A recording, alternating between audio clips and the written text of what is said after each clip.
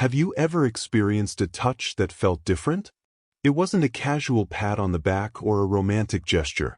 It was a touch that felt deeper. A simple, fleeting contact right here, on the front of your body, near your heart. It's a touch that can feel startlingly intimate, not because it's forward, but because it feels sincerely acknowledging. It makes you pause and wonder, what did that really mean? According to the pioneering psychologist Carl Jung, that specific touch is far from random. It's a profound, unconscious signal from the human psyche. It's a silent way of communicating that someone sees you, truly sees you, not just as a person, but at the level of your soul. Welcome. Today, we're going to explore one of the most powerful yet subtle forms of nonverbal communication through the lens of Carl Jung's analytical psychology. We're decoding the meaning behind a touch on the front of you, the region of the heart and solar plexus, and uncovering why this specific gesture carries such incredible psychological weight. But this isn't a simple body language hack or a dating tip. What we're discussing is rooted in the concepts of the collective unconscious, ancient archetypes, and the symbolic language our deepest selves use to communicate truths our conscious minds might not even grasp.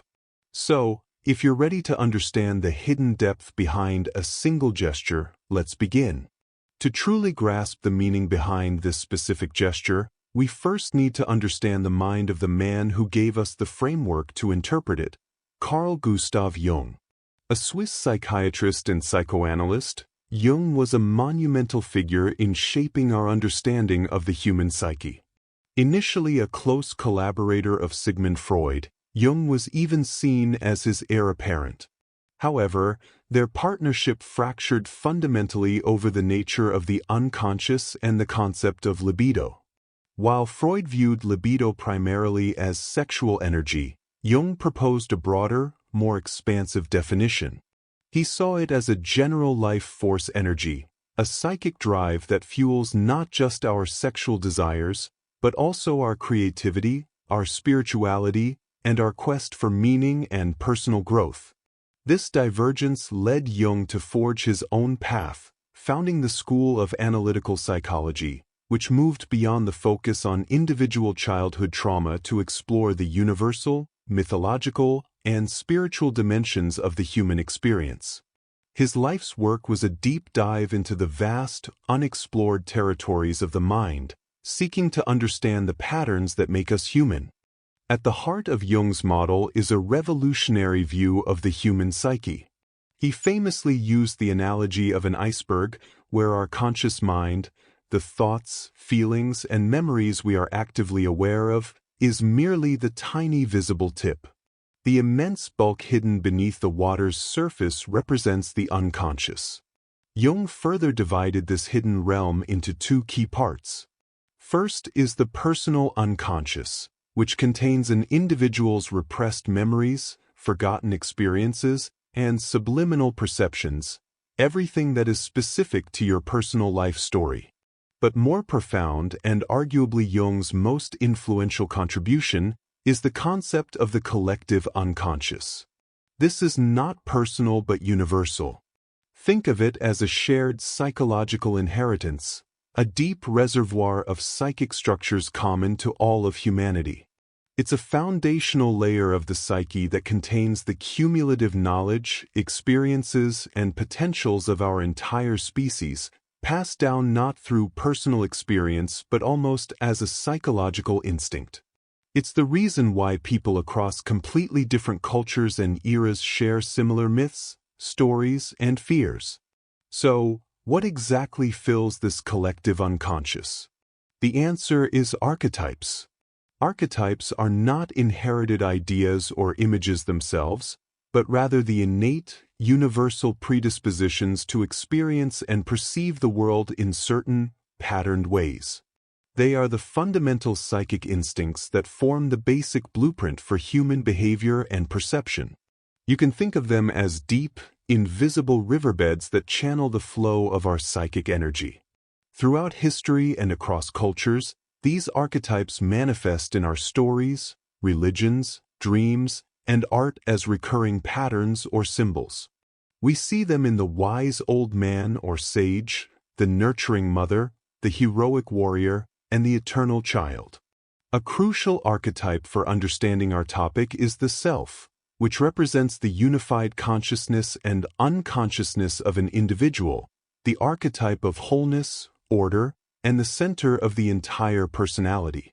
It is the driving force behind our journey toward individuation, which is the process of integrating all aspects of our psyche to become a complete, unique person. This leads us to a critical point. The unconscious does not communicate with us in plain language or logical sentences. Its native tongue is symbolism. Our deepest truths, fears, desires, and insights from the collective unconscious are expressed through a language of images, metaphors, dreams, and yes, even spontaneous physical gestures. A symbol, in the Jungian sense, is the best possible expression for something that is ultimately unknown or transcends complete rational understanding. It's not merely a sign. A stop sign is a sign with a direct, conscious meaning. A symbol, however, is packed with unconscious energy and multiple layers of meaning that can never be fully exhausted or precisely defined. It points to something greater than itself. This is why ancient and modern cultures alike use powerful, recurring symbols like the circle, the cross, the mandala, or the yin-yang. They tap into these deep archetypal patterns within us all. Therefore, a physical action, like a specific type of touch, is never just a physical action. It can be a symbolic act, bursting with unconscious meaning and intention, serving as a direct message from the depths of the psyche. To understand why a touch in this specific area carries such profound weight, we need to explore the symbolic anatomy of the human body. The front of you we're referring to isn't a single, arbitrary point. It encompasses two closely linked centers that have been recognized across cultures and centuries as the seat of our most essential psychological and spiritual faculties. These are the heart center and the solar plexus, regions where our deepest emotional and personal power converge. The first and most universally recognized center is the heart. While modern culture often reduces it to a symbol of romantic love, its historical and spiritual significance is far more profound. In traditions from ancient Egypt to Christian iconography, the heart has been revered as the seat of the soul, the core of our emotional and spiritual being. Jung, who deeply respected Eastern philosophy, would have recognized this area as corresponding to the Anahata chakra. This energy center is not about fleeting romance but embodies universal love, compassion, deep connection, and profound empathy. It represents our capacity for unconditional acceptance and our ability to forge genuine bonds that transcend the superficial. It is the very center of our emotional truth, the place from which we offer and receive love in its purest, most selfless form. A touch here, therefore, is never casual. It is a gesture that speaks the language of the soul, aiming for a connection that is empathetic and heartfelt. Just below this lies the second crucial center, the solar plexus. This region, often associated with the Manipura chakra in Eastern traditions, governs a completely different but equally vital aspect of our being. If the heart is about connection, the solar plexus is about the individual self. It is the center of personal power, will, identity, and ego. This is where we feel our gut feelings, those instinctual reactions that guide us before our conscious mind has time to process. It is the furnace of our confidence, our ambition, and our sense of autonomy. It is the core of our personality, the I, that asserts itself in the world. A touch to this area engages with the very essence of a person's individuality and strength. When we consider these two centers together, their combined meaning becomes clear. The area spanning from the sternum down to the upper stomach is not just a physical zone. It is the symbolic epicenter of a person's entire being. This is where our deepest capacity for love meets our fundamental sense of self. It is the junction of vulnerability and power. Therefore, a touch to this region is, symbolically, a touch to the very core of a person. It is a gesture that bypasses the external persona and acknowledges the authentic self in its entirety, both its compassionate, loving heart and its powerful, individual will. It is an unconscious recognition of, and a silent communication with, the whole person. This specific gesture is almost never a calculated move. It is not a line from a playbook or a conscious strategy. Instead, it is a pure impulse arising directly from the unconscious. The man is almost certainly not having a conscious thought like, I will now touch her heart center to signify a deep archetypal connection. His conscious mind is often occupied with the conversation or the moment, while a deeper part of his psyche is guiding the action. This impulse is the unconscious attempting to express a profound truth that the conscious ego might not be ready to articulate with words. It is a symbolic act bursting forth from the collective unconscious, using the body as its instrument to communicate what the mind cannot yet say. So, what exactly is this gesture communicating? On a Jungian level, it speaks volumes. Primarily, it says, I see your true self. In Jungian terms, we all wear a persona, a social mask designed to navigate the world and meet societal expectations. This touch, however, bypasses that mask entirely. It is not aimed at the character you are playing in society. It is an archetypal gesture of recognition aimed at the authentic, essential person beneath the surface. It acknowledges the individual behind the roles. Furthermore, by making contact with one of the most vulnerable and unguarded areas of the body, the person is implicitly communicating, I offer vulnerability. In touching a place that is not typically touched in casual interaction, he is demonstrating a level of trust and revealing his own vulnerability, signaling that he does not pose a threat and is engaging from a place of genuine openness. This creates an attempt to connect with your energy on a fundamental level. It is a nonverbal effort to create a genuine psychic connection, a momentary bridging of two individual selves and their unique universes. Jung might describe this as a fleeting moment of symbolic union, where the boundaries between two people soften, allowing for a deep, soul-level recognition. Importantly, a touch to this core, which houses the solar plexus, the seat of personal power, can also be a respectful acknowledgement of the other person's will and identity. It is not a touch that seeks to dominate, claim, or steer. Instead, it communicates, I am not a threat to your power, honoring the other's autonomy and individual strength. To fully appreciate the uniqueness of this touch, it is helpful to contrast it with other common forms of contact. A touch on the arm or shoulder is often casual, friendly, or guiding, a common feature of everyday social interaction. A touch on the back can carry connotations of possession, protection, or intention to steer someone physically. A touch on the hand is more intimate, often romantic, reassuring, or signifying a promise. The touch on the heart and solar plexus, however, exists in a category of its own. It is neither casually social nor explicitly romantic or possessive. It is a deeply personal, soul-level gesture that is inherently non-transactional. It seeks nothing in return but to acknowledge the profound connection happening in that moment. While we've explored the profound depth of meaning this gesture can hold, it is absolutely critical to frame this understanding within the essential context of respect and consent. This psychological interpretation is not, under any circumstances, an invitation to invade someone's personal space. The meaning of any touch is not inherent. It is entirely created by the relationship, the existing comfort level, the specific culture, and, most importantly, the reception of the person being touched.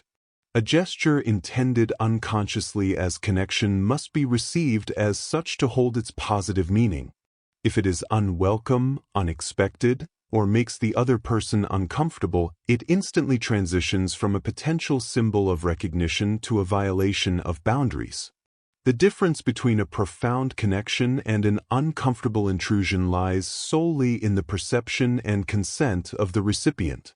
It is also vital to remember that this is typically not a sustained touch.